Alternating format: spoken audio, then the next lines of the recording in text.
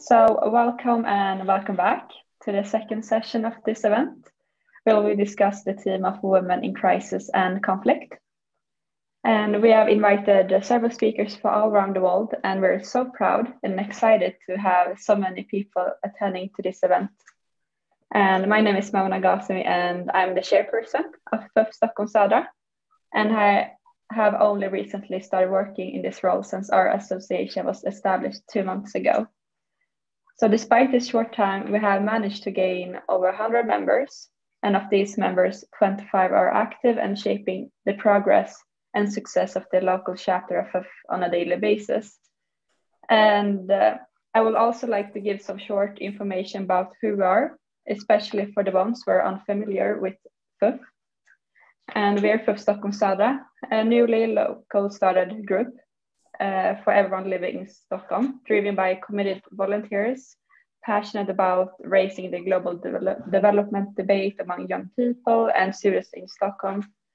And our local association is closely connected to the modernization FUF, or Föreningen för utvecklingsfrågor in Swedish. And it's important to note why we're deciding that this month's theme was to be women in crisis and conflict. And first and foremost, this is because the International Women's Day took place on the 8th of March, but it's also because we believe that the best way to bring attention to women around the world is to allow for discussion about important problems that women face today, no matter how hard and frustrating it might be. Finally, we are incredibly grateful that our speakers, who are experts in their respective fields, are willing to share their thoughts and experience with us today. As I am the contact person for this organization, you can send me an email if you have any questions about the event today or about the organization. And now it's time for me to pass the word to Michaela and Lida, who will be moderating the session today. Thank you. Thank you so much for this introduction, Mona, and a warm welcome to today's seminar from me as well.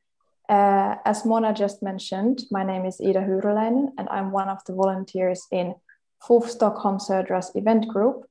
And I will be moderating this discussion together with Michaela Levander, who is also one of the volunteers in our local group.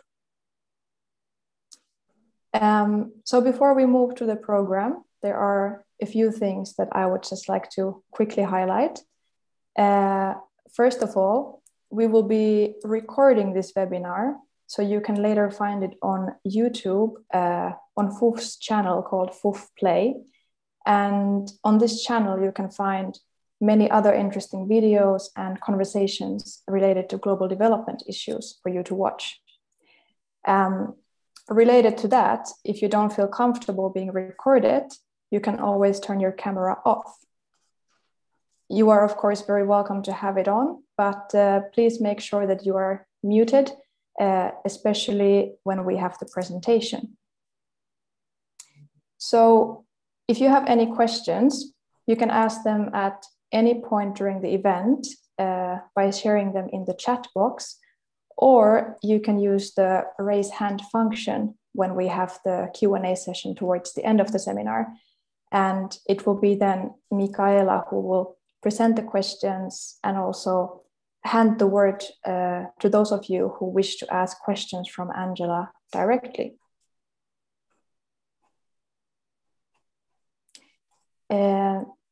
Just a few words about our program for today. So we are here to learn about wartime sexual violence, and we have invited Angela Muvumba Sellström to speak about this topic. Angela is a senior researcher with a focus on conflict and security at the Nordic Africa Institute, and she's also affiliated to Uppsala University's Department of Peace and Conflict Research. We are extremely fortunate to have her here with us today, since much of her research focuses particularly on this topic, and she is very knowledgeable in this area of research. So once Angela has given her presentation, we will also have around 30 minutes for a discussion and questions. And Angela will then be answering your questions that you come about during the event. So I think this was everything from me, and we can slowly move on to the interesting part with Angela's presentation. So thank you so much, Angela, for being here with us. And I would now like to pass the word to you. So the floor is yours.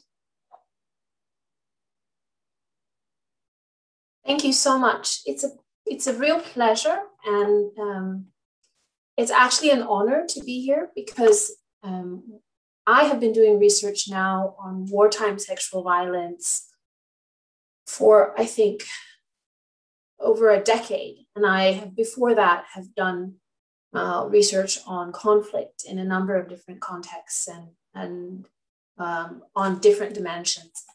And I think in preparing for today, I thought to myself, well, the reason that I really became a researcher in this area was because I was interested in figuring out or understanding the things that I am afraid of.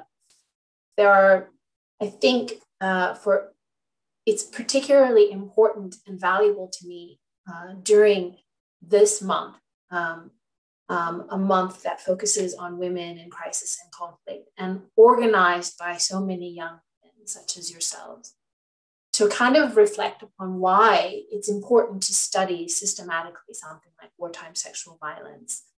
And I'm interested in studying it, and I've been studying it because it's frightening, it's upsetting.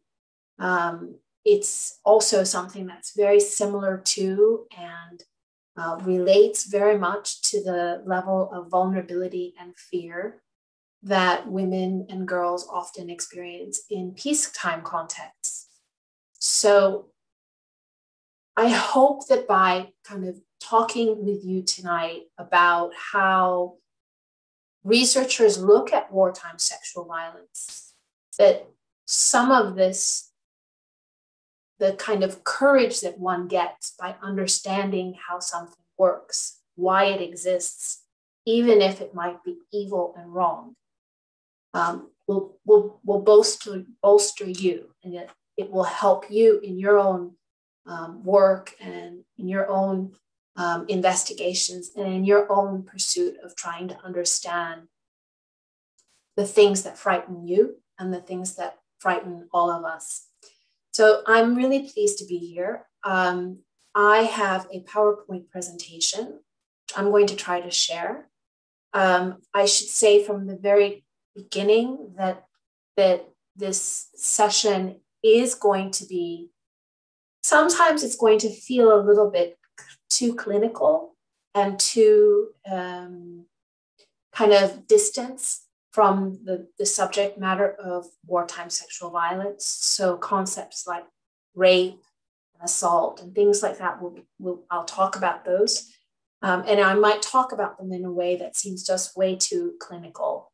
And that's partly because it's important to have a little bit of a professional distance. But I wanted to say that right away so that you all feel, if you want to, turn off your camera or take a breath and go away, it's perfectly fine. The other aspect of this is that, on the other hand, I'm not going to try to talk about things too much in detail. So I'm not going to try to avoid being too descriptive of these events and these incidences. I think that the media and general public hear too much about sexualized violence in really graphic ways, and that too is problematic for other reasons. So I try to kind of tone that down, but it might come up now and again. It's sensitive material. So I just want to kind of give everybody the permission to really acknowledge that this is sensitive, can be sensitive, and that it can be troubling and upsetting. And if you feel you want to walk away, I am with you, I understand. So let me see if I can share my screen.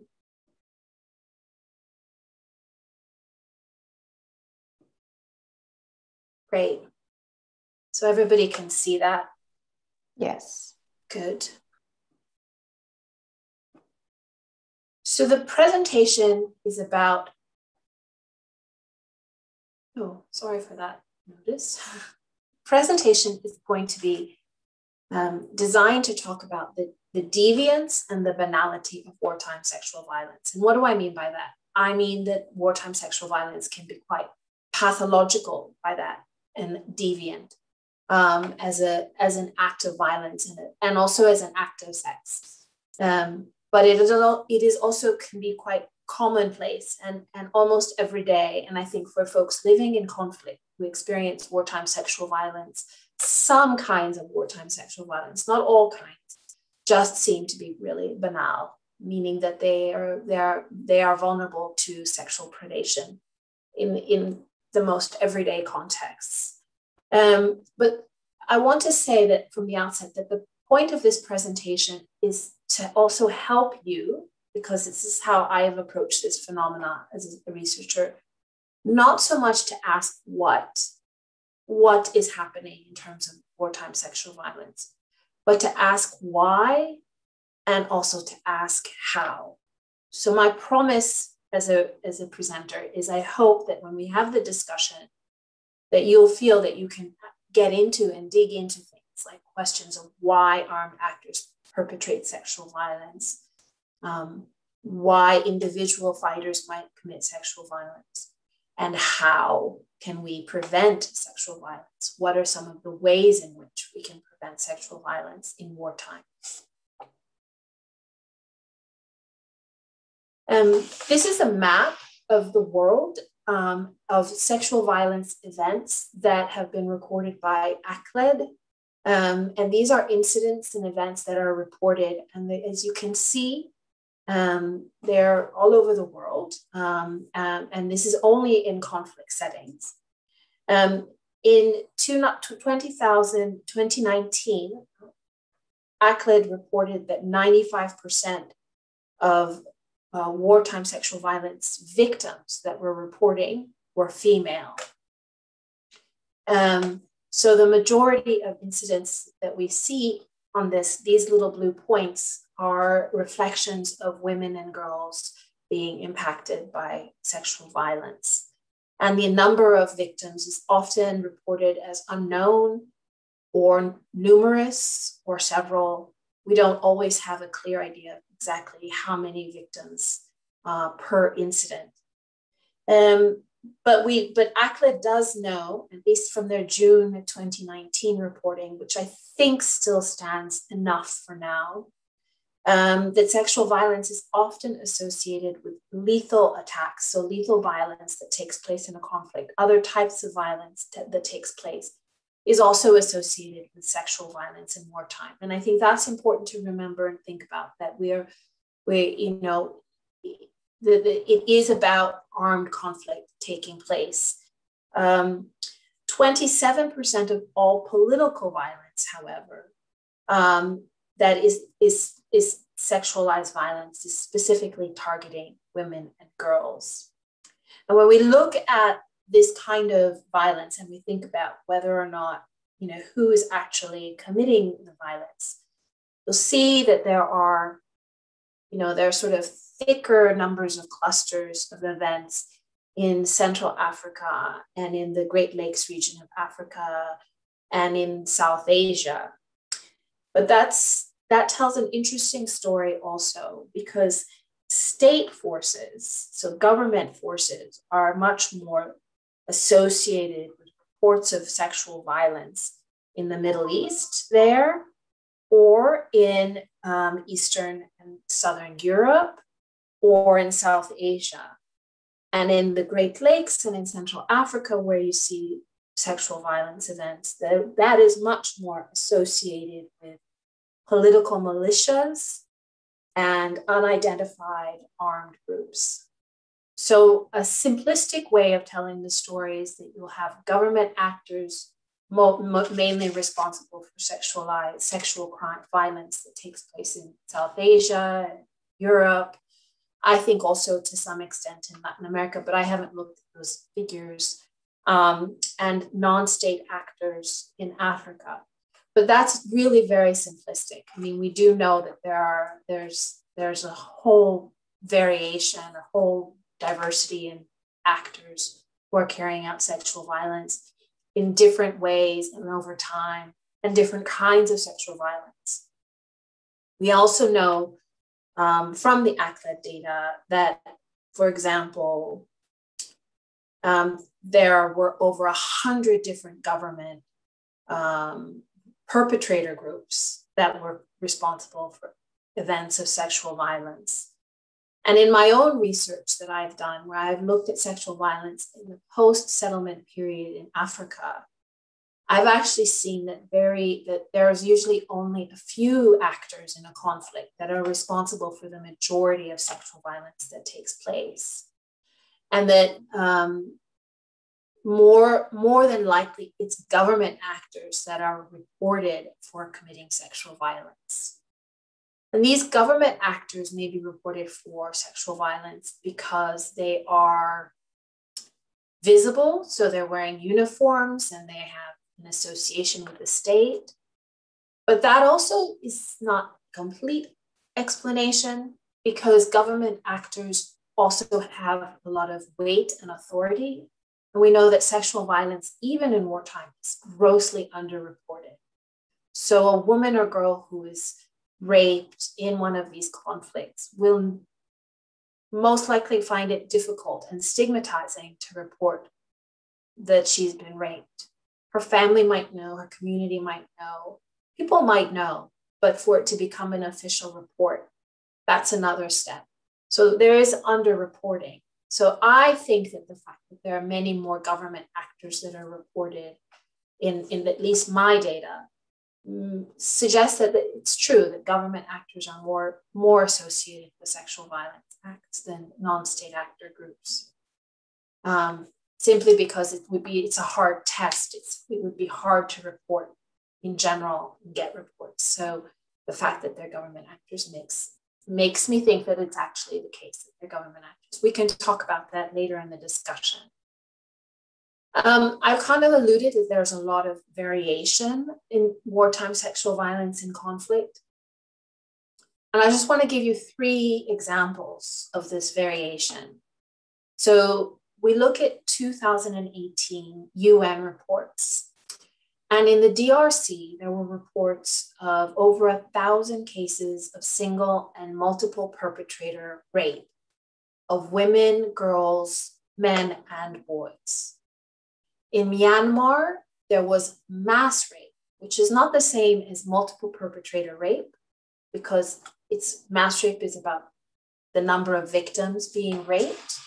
Multiple perpetrator rape is about the number of perpetrators committing rape. And the mass rape in Myanmar that took place in 2017 as part of the clearance operations, which many of you already probably know about and have heard about in Rakhine State.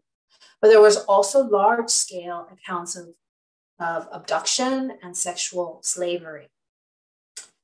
In Afghanistan, the UN mission in Afghanistan, same year 2018 report I've been talking about, confirmed that there were dozens of cases of rape, sexual slavery of young boys, and to a lesser extent, forced marriage of girls.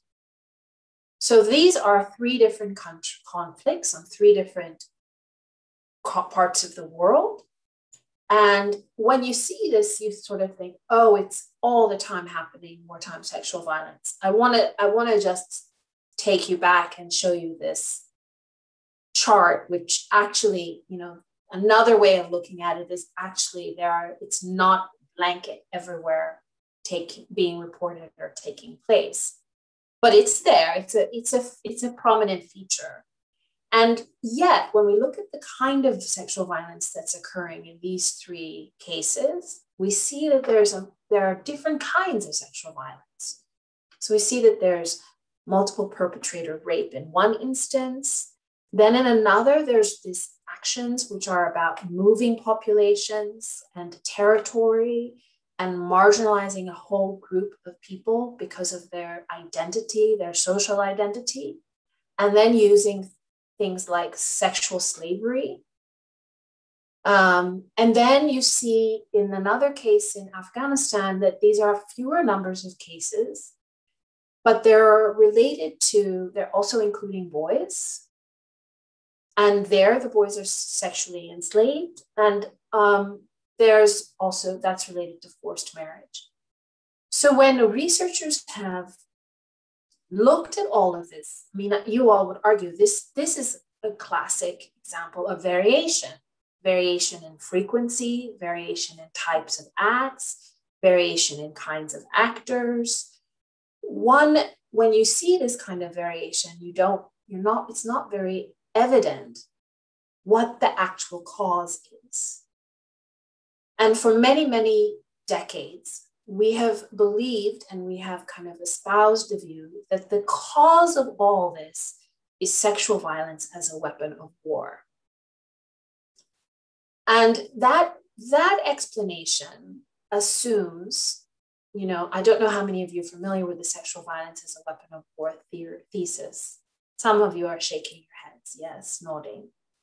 It assumes that sexual violence is used strategically as a way of marginalizing, eradicating, terrorizing a population, and using the bodies of women and girls as kind of proxies for the existence of this other group. So the whole concept of sexual violence as a weapon of war emerged from the conflicts in Bosnia-Herzegovina, from the Rwandan genocide, and to a certain extent, I think they're also associated with other types of historical conflicts. But women are really considered to be sort of vessels for the nation state. So by victimizing and sexually violating women, and also men, one armed group gains an advantage over another armed group. It gains it because it can eradicate it. I mean, the children born of these rapes will not be children of the other group that has been violated in terms of their ethnicity or their patriarchal identity, but it is also demasculating. So it demasculates men on the other side. So this is the weapon of war thesis in a nutshell. But that explanation cannot be a complete and total explanation, because, for example, it doesn't entirely explain when you have examples of sexual violence where there is not a strategic goal. There is not, it's not like Myanmar where there's mass rape. It's much more sort of unordered and not systematic, like in the DRC, for example. It takes place in waves, or there's no clear pattern to it. And it isn't about an existential threat. It's not meant to eradicate a whole class of people. So therefore, the sexual violence as a weapon of war thesis isn't complete. It's not completely satisfying in terms of explaining all this variation. When I was doing research in Burundi, I did research with ex-combatants, and I tried to find out from them about their attitudes and practices around sexual violence. And two kinds of practices or attitudes came through. One I would call impunity, and the other one accountability. In the impunity kind of bundle, wartime sexual violence was considered normal. It's just what men did. It occurred, the ex-combatants thought it would occur frequently. They saw it as occurring frequently. But they also believed it was an individual choice. It was just up to the men. And men, that's how men are. They do these things. And it could be easily forgotten. So they felt that you could just move on after sexual violence. And there was really no, when you're talking to these men, I did focus groups with ex-combatants, both men and women. And there was no sense that really there was any kind of real consequence that for these acts of sexual violence. I contrast that with another group, with the Paleputa FNL, ex-combatants from that group, who I've also part of this study. And they talked about sexual violence in different ways. So they would say things like, well, you know, sometimes, you know, you can really avoid committing sexual violence. It's not, it is a choice. You can avoid it. They talked about it in terms of avoidance. They talked about it in terms of being dangerous. It was dangerous for the armed group if their men would commit sexual violence. It was bad for the armed group if they committed sexual violence against civilians. They also talked about the fact that you could be punished for sexual violence. And they had clear examples, memories of people who had been punished in their armed group. And then lastly, they talked about it in terms of its cost. It costs us if you abuse civilians. It costs us if someone commits sexual violence against civilians. And so these different attitudes were very startling. Here I was in Burundi, which is a little country that had very, very severe gender inequalities before the Civil War. This is the Civil War that took place between 1994 and 2008. In these armed groups that I interviewed, recruited fighters from exactly the same population. They were not different ethnically. In terms, I mean, there was a little bit of a difference. One was a little bit more dominated by Hutus than Tutsis, but generally their population was very similar. And their basic understanding of the conflict and what they wanted to achieve in being rebel groups in the conflict was understood. But one group really perceived itself as having to create this culture of accountability.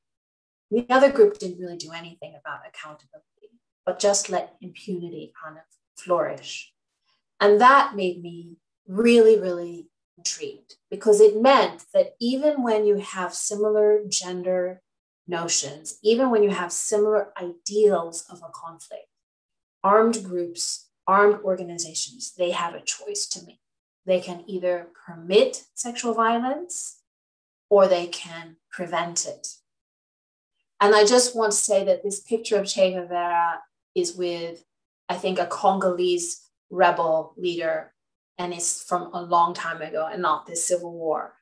But Che represents a particular kind of insurgent actor, a rebel group with a leftist Marxist-leaning ideology, which tend to have these cultures of accountability. And you can see these same cultures of accountability in liberation movements around the world, and compare how they might be more accountable around sexual violence as opposed to other armed groups. So I've come to the conclusion based on this research that I've done, and also based on a lot of other research that a lot of other researchers have done, is that you can actually divide or look at all that variation in wartime sexual violence and look at it in two ways. You can say that the sexual violence is either ordered or it's enabled. And what do I mean by that? So in the first picture, I think it's a bit exaggerated that this is an order, but I also had trouble getting pictures of soldiers where I could cover their faces, because I'm not implying that these people have ordered sexual violence. But the idea here is that in some armed conflicts, commanders actually authorize or instruct. So that is what we see. We see authorization or instruction in several conflicts, both over time, but there are not that many where there's explicit authorization, there's explicit ordering. Often this kind of sexual violence is tactical and it has a strategic purpose. So it actually is a little bit related to the sexual violence as a weapon of war thesis. The aim with this type of order is actually to maybe so often to harm an entire class of people, to dehumanize a whole class of people, to masculinize, that word is hard, masculinitize, demasculate male armed actors, to terrorize and control a group or a community. That does happen even when there is, and an order can be limited to a specific time and place for a specific type of operation, but it can also be part of a large-scale ideology, which creates a kind of us versus them mentality. Us, we are the good people. We are protecting our fatherland. We are entitled to this territory. It's our identity that's important. It's our class that's important. It's our religion that matters most. These people are cockroaches, infidels, foreigners, not citizens. And in those instances, the orders are not explicit. They don't have to be explicit, but they are created, they kind of developed through this idea of this explaining how these people are not human and their women are even less human. And then there is facilitation of mass rape, systematic sexual torture, sexual slavery. And these kinds of ordered versions of sexual violence take place where there are these cleavages, where conflict is also about ethnicity or race or religion or territorial control. And two examples that are very salient is IS in Iraq and its sexual enslavement of Yazidi women. So these women are bought and sold on a slave market as wives. And there is an actual policy about how this is supposed to take place. In the Rwandan genocide that took place in 1994, there are years and years and years of language about Tutsi women being women that you can rape, they're very highly sexualized. And there's also this very stark cleavage between Hutus and Tutsis. And so there you have mass rape that took place in terms of I think 200,000, hundreds of thousands. So that's one type of sexual violence. The other type of sexual violence I call enabled sexual violence. And here, I think the thing that you should think about is this is where sexual violence takes place in spaces and in ways that is not clear cut and is not systematic. There's no explicit instruction. There's not even a kind of general policy. The enabled sexual violence flourishes really because there's no accountability in the armed group. There are a lot of these attitudes that are supportive of a kind of predatory or coercive culture. The type of sexual violence that you can see in an enabled setting would be gang rape, sexual assault of civilians, so women trying to travel between one area and another, having to be sure that they would probably be raped if they're going to go and fetch water in Darfur, or if they're crossing at a roadblock in the Eastern DRC. It can also be enabled sexual violence, can also be related to sexual extortion or exploitation. And enabled sexual violence, I think, takes place in all kinds of conflict. It isn't limited to one particular kind of conflict. And it can take place side by side with ordered sexual violence. So that's the important thing here. But it's important to understand that just because you can come to a conflict where there's only enabled sexual violence, it doesn't mean that commanders are not responsible. Commanders are still responsible. So two examples. One would be the US military in Abu Ghraib. I'm not sure how many of you remember that, but there you saw sexual torture take place with commanders perhaps not knowing or actually allowing, facilitating, and enabling with a wink and a nudge, with a kind of, well, you know, that's fine kind of attitude. If we can, you know, some would say that this was ordered, but I categorize it as enabled because it wasn't a military policy from the US government to commit sexual torture. It's just something that happened when things got out of control. And the other is CNDD in FDD in Burundi, which is one of my cases, which you heard a little about because they were the armed group that was associated with those attitudes around impunity in Burundi. And I think this is my second to last slide. And I'll try to go through this a bit fast. So when I began this presentation, I talked about deviant and banal. And I set it up in such a way that you were probably expecting that I would be coming to you and saying, deviant and banal deviant goes in one category and banal goes in another category. But I'm not saying that. I'm saying that they can both, ordered and enabled sexual violence can be both deviant and banal. Ordered sexual violence can become normalized. So there it becomes really banal. It can become part of the political or military objectives. But it's also deviant because often when we see sexual violence acts in ordered violence, we see a lot of excessive violence. We see brutal violence. We see violence that's really symbolic often. You know, is it really possible that people would want to, you know, do a mass rape of thousands of women? No, that's not really about desire, or that's about some kind of symbol, and it's exaggerated, and therefore it's really pathological, it's really deviant. Commanders in these kinds of conflicts, as I said before, use us and them language, and they establish policies of sexual predation. This again makes it kind of an everyday sort of thing, but it's so excessive. So it's very contradictory and hard to kind of get your mind around. You know, rape camps seems really excessive, but they're ordered. So they might kind of like normalized. And punishment is never part of the conversation. With enabled sexual violence, here it's almost like the commander just steps into the background, just takes a step back, and just does very little to preempt incidents.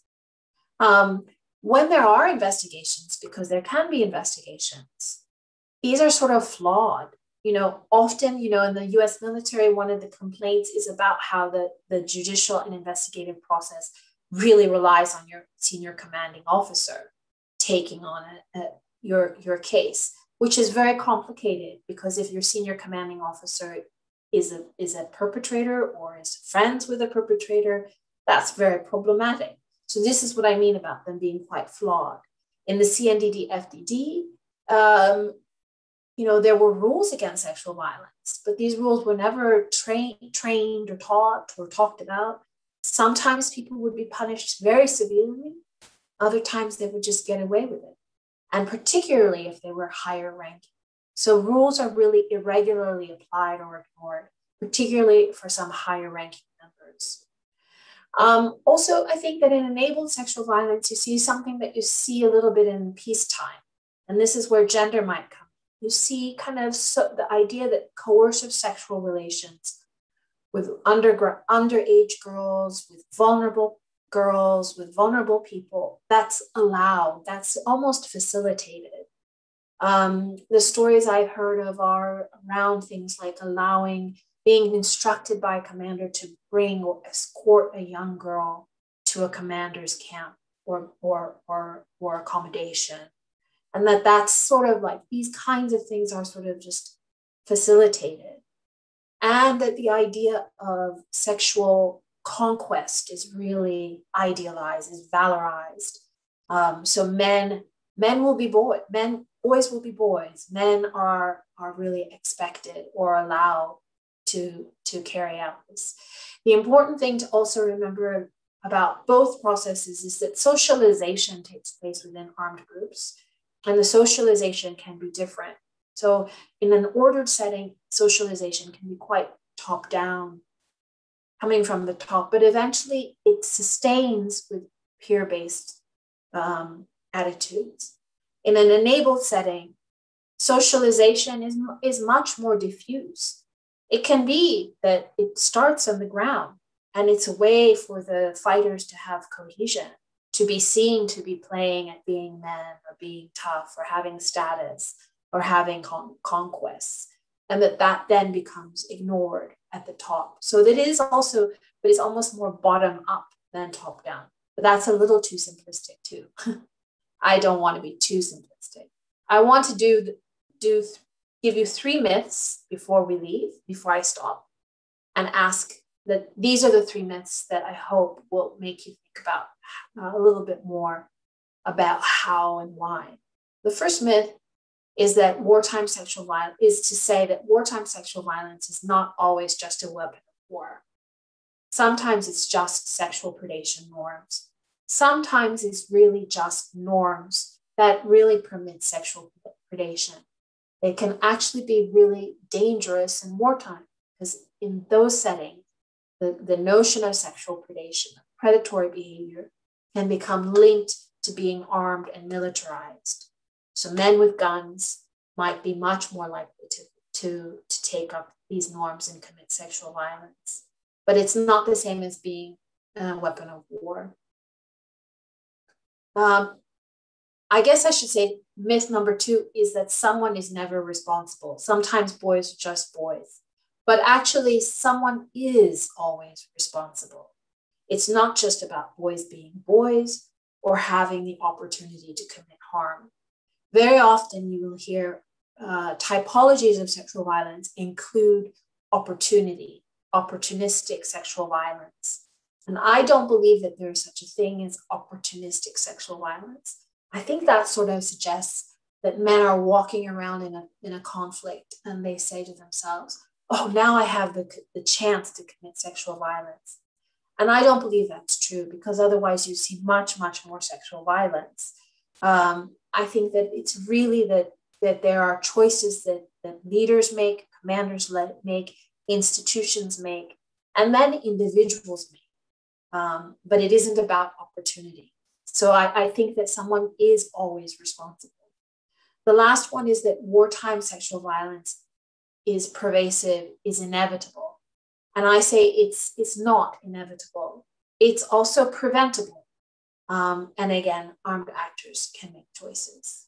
And with that, I will stop sharing and I open it up for some questions. It takes some time for my voice to work after this, but thank you so much, Angela. We have so many questions. Fortunately, we won't have time to ask you all of them and to discuss all of them. But I've received some questions in the chat, and then feel free to raise your hand if you want to ask Angela something directly, and then I will hand you the word. But I would love to begin with the questions that have been posted in the chat, starting with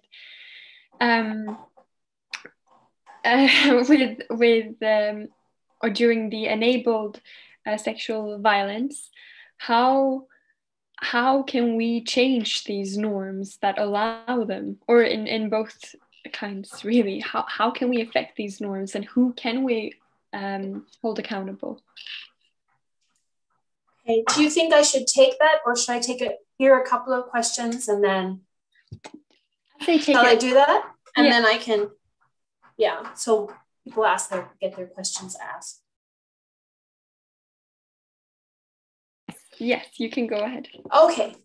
I think that there are a couple of ways. The lessons from those armed groups that have tried to actually prevent sexual violence in their armed group are really important, and that they've actually used measures to restrain their fighters. And often, so for example, I've studied the Palekuta FNL in Burundi, but I've also studied, I'm so sorry, can you hear that? It's okay. But I've also studied the National Resistance Army in Uganda, which was the precursor to today's government army, which is another story. But these rebel groups have done things like they have created laws or rules, and these rules, they routinely state them, and they relate the rules to the local culture. So for the Ugandans, they used the phrase that someone is always someone's mother, daughter, or sister. And they try to really inculcate in their fighters a sense of relationship with the women in the civilian population. So they did training. They had a very transparent process for investigation, and they really punished. They killed perpetrators. I'm not advocating for that, but I think that there are a lot of organizations, not a lot, but there are a few. There's one organization called Fight for Humanity, which is based in Geneva, which works with armed groups to get them to agree to kind of codes of conduct. And these codes of conduct deal with norms that like this about enabling. And they are related to women's identity, women's equality.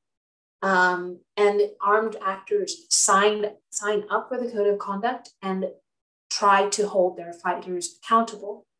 And I think that the international community and others have a role to play in actually engaging armed actors and asking them this. We often don't want to engage armed actors to talk about how they behave because we just want them to stop fighting.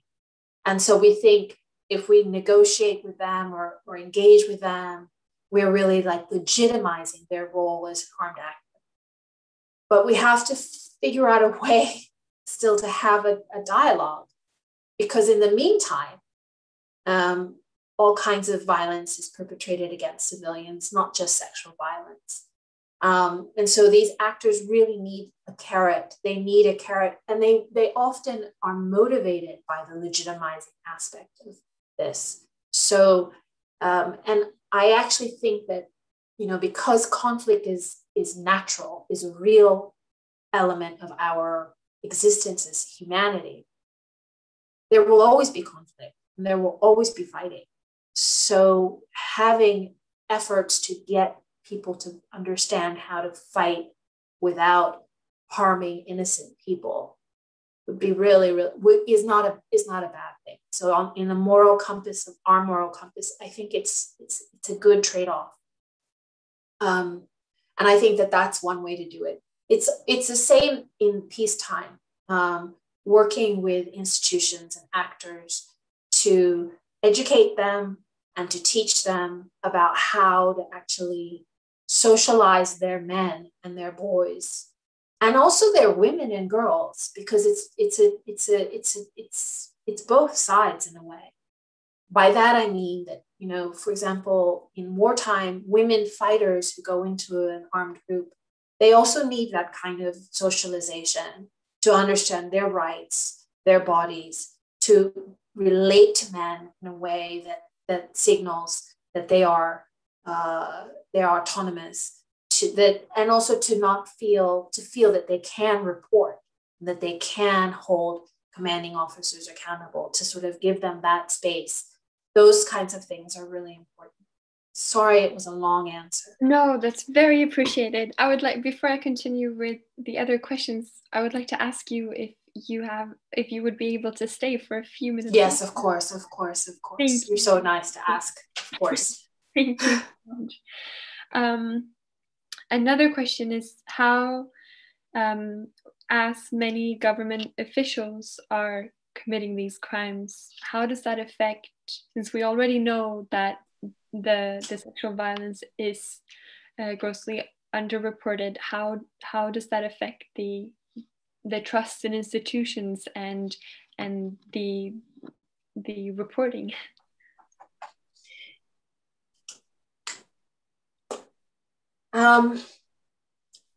It's a negative effect. It's a really good question. It's a negative effect. having government officials implicated in committing sexual violence, if their institutions don't already hold them accountable, if there's not for example, a culture of investigation and prosecution of the highest ranking, defense minister or that sort of thing, then of course that sets a precedent. But what is very interesting is that when you go and you talk to people working in the police, for example, who are the first persons to meet, and I'm only talking about Africa. I'm not saying this for everywhere, but they're the first to meet victims. It's really an interesting question, because you find that at the lower ranking, that the police, who, if they are themselves not, implicated, they're really desperate to help these women and girls. Mm-hmm. And they also understand that there is a cultural dimension, because their daughters are also vulnerable. Mm-hmm. So some of the sort of biggest champions for preventing sexual violence are quite, more technocratic security and police folks, or people working in the ministries at a more technical level or at a more grassroots level. And I think that working that in places where there's been a successful kind of shift, not necessarily like the end of sexual violence. And here I'm only not talking about post-conflict settings, that the shift is because of a collaboration between those champions and media and civil society working together. So partnering around things like the 16 days of activism for the prevention of violence against women, collaborating in those ways. And also, I think one of the things that doesn't get that is underneath this is also that there is a change that's coming. I think. I mean, it feels like around the world that there is a change that's coming, where more and more the population is getting younger in the global south, and in the global north, there is more accountability for people in power who have committed sexual predatory acts. And I think that change is important. And I also think it's important that the global north and the global south don't forget that it's a common problem, and it's something that all communities struggle with. And it's not just a problem for women in conflict. I mean, that the fact that sexual violence is also very much associated with certain kinds of lethal attacks and certain kinds of conflict is really important. And I often say that if people had been looking at sexual violence in Burundi civil war, they would have understood that the CNDD-FDD was not a party or a rebel group that was likely to be very rule-based when it got into power and accommodating of all human rights norms that we espouse. And in fact, the CNDD-FDD's youth wing has been associated with sexual violence now in the last 5 years. So, I think it's really important that everyone understands that sexual violence isn't just a problem for women or girls, but it has real kind of consequences broadly for building peace. Another long answer. And on building on that, we have a question about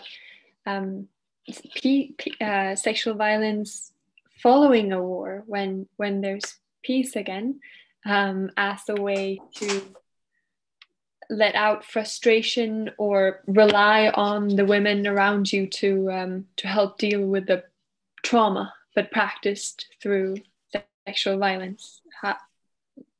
What's your experience there? I don't have any knowledge about that as a researcher. I think it's a very good question. I mean, I think that one of the things that we don't really know enough about is that people go through enormous trauma during conflict, men and boys as well. And they're also if they are witness to sexual violence or witness to other people perpetrating it, that has an effect on them psychologically. So I think that's partly related to this issue. I don't really have any evidence that sexual violence in peacetime increases. Perhaps somebody has done a study on that.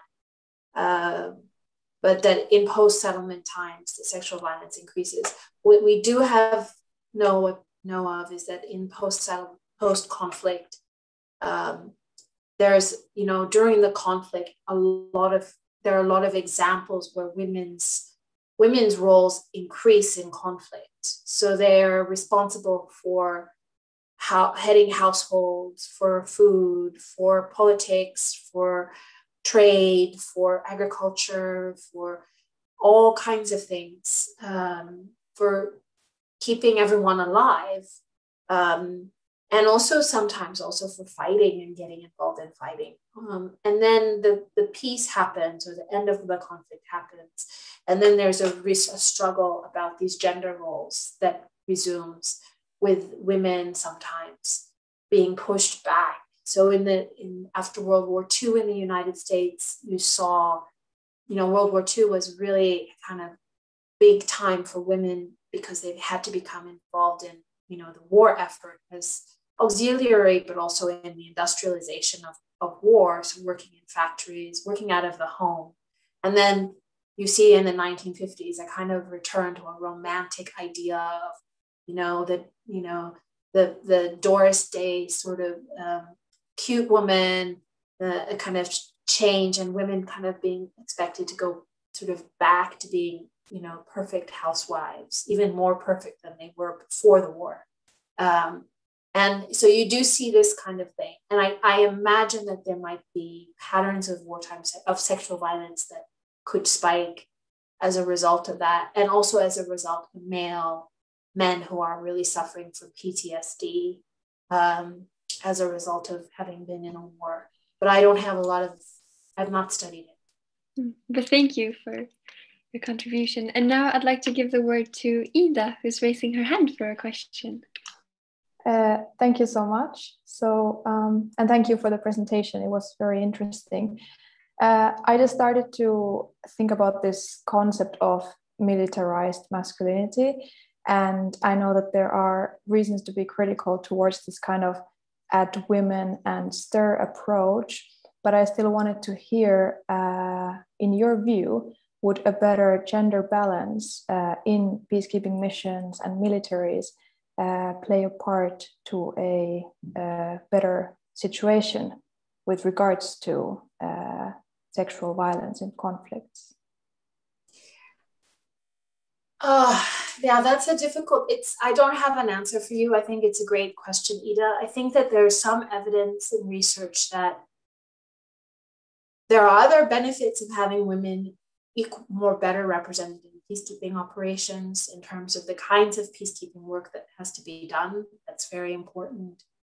And also this sort of modern, the next stage of armed combat and armed action will require some of the skills that come from a more gender equal balance, because when you have gender equality in a group, you sort of have other ways of working, that not because there are more women, I think, not because women are innately better at some things than men, but I think that there is a change that occurs in terms of the way in which decisions and ideas are sort of thrown around and developed, and also the use of other kinds of technical skills. So there's that benefit. But in terms of sexual violence, I am not entirely sure. I really believe that I almost believe that these norms around sexual predation are genderless. They're much more about power and asymmetries of power.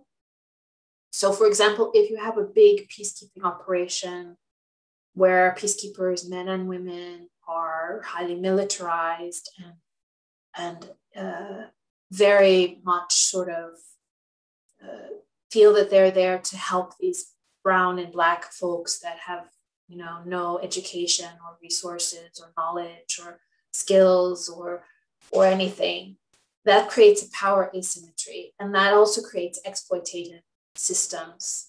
So there, I don't think you would have a reduction in sexual exploitation and abuse, for example, of civilians, without some effort to really build in other norms that are precisely, specifically against sexual violence.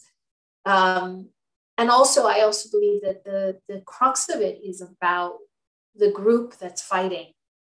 So I cannot go to an armed group with a man and come as, you know, interveners from the outside.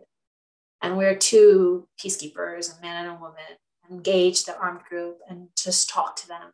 The armed group itself has to take up efforts to disable wartime sexual violence as a kind of way of fighting. So the first solution is always within whatever group you're looking at. And I think that international intervention has a role to play in facilitating that, in supporting it, in legitimizing it, in you know, even, you know, especially coming from true contributing countries that are more gender equal or that have addressed sexual violence effectively, they can actually engage and have a dialogue with the state. The interesting thing is that when you talk to people who have been in militaries in the global north, for example, in Sweden, you know, people who did military service, I don't know what it is now, but I think that before they never even were told you cannot rape. You never had to say you cannot rape. Perhaps that's problematic. Perhaps there are a lot of unknown cases, unreported cases of sexual violence in Sweden from the 1940s and 50s and 60s and 70s and 80s and 90s and now. But when I ask, I sort of get the sense that armed groups have actually more to teach us about changing these norms, because these armed groups, when they decide to take up arms to liberate their country or to fight, they make a choice, and they not often, but then some of them specifically take steps to create new norms. They you know, the interviews I've done with members of the NRA who are now in their 60s, 70s, they all can recite that phrase that I said to you. All of them, whether they were, you know, little people in the war or tall, you know, big commanders, they all still have that idea ingrained in their minds. And so I think that, and they made a decision as an armed group that they were going to make sure that their group was not going to commit the kinds of abuses and atrocities that other military organizations did. And I don't know if any other actor could have done it for them, so to say. Yeah, but I think it's a really great question. And a very insightful answer. Thank you. We have another question in the chat that goes, that you mentioned your research on Burundi, and we would like to ask you if you could speak of any other cases and conflict events that you've done research on.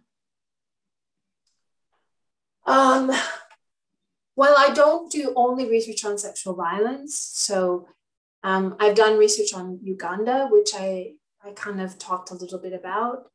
I've done research in Rwanda, looking at civil society and women's organizations. Trying to think. I've done a lot of research in South Africa. I mean, I lived in South Africa too for 5 years. And my the research project that I have been working on has done a little bit of gathering information. I have not myself done fieldwork, though I've visited, but Sri Lanka is another case that we've done a lot of gathering of information. So yeah, that's. Thank you. And I think we could go on for hours. There's so much to ask you and there's so much to learn from you. We want to start rounding up now shortly. I would just like to ask if there's anything else you would like to add, and perhaps also if there's a way for us, or if you recommend any sources that we can read and learn from, and perhaps your own publications where we could reach them. I'd be happy to send you a list of good sources. I know that Elizabeth Wood, who maybe some of you know, she has a very good article called Rape as a Practice, and which is interesting and it should be accessible. And I will be, Folke Bernadotte Academy will be publishing a research brief that I've written up this material for. So that research brief will be available in a little bit. And I have research articles as well, so I can send that information to you. I have nothing else to add. I think that you have asked extremely challenging questions. So yeah. Yeah. Well, thank you so much for your time and for everything. I'll leave the final word to Ida. Thank you, Angela. Thank you. Thank you, Michaela, and thank you, Angela, for this presentation and for the discussion. As I mentioned at the beginning, we will be uploading this webinar on YouTube, where you can always watch it afterwards. And if you happen to enjoy these kinds of events and would like to learn a little bit more about global development issues, you can always become a member of FUF. The membership is 150 crowns for students and 200 crowns for everyone else per year. And you can find more information about that and everything else that FUF is doing on FUF's website on fuf.se. Also, if you would like to help us to arrange these kinds of events, you can contact our local group, FUF Stockholm Södra, as Mona mentioned at the beginning. And you can see here on the slide our email address, as well as our Facebook and Instagram accounts where you can reach us. So don't be a stranger, feel free to get in touch, and we would love to see how you can contribute to our work. And perhaps good to mention that now that the pandemic is going on, we're actually doing everything online. So you can become active even if you don't live in Stockholm. Finally, we really hope that you enjoyed this discussion and have learned something new today. I know that I have. So thank you to all of you for joining, and have a really nice evening. Bye-bye. Thank you so much. Thank you, everyone. Thank you, bye. Thank you so much. Bye-bye.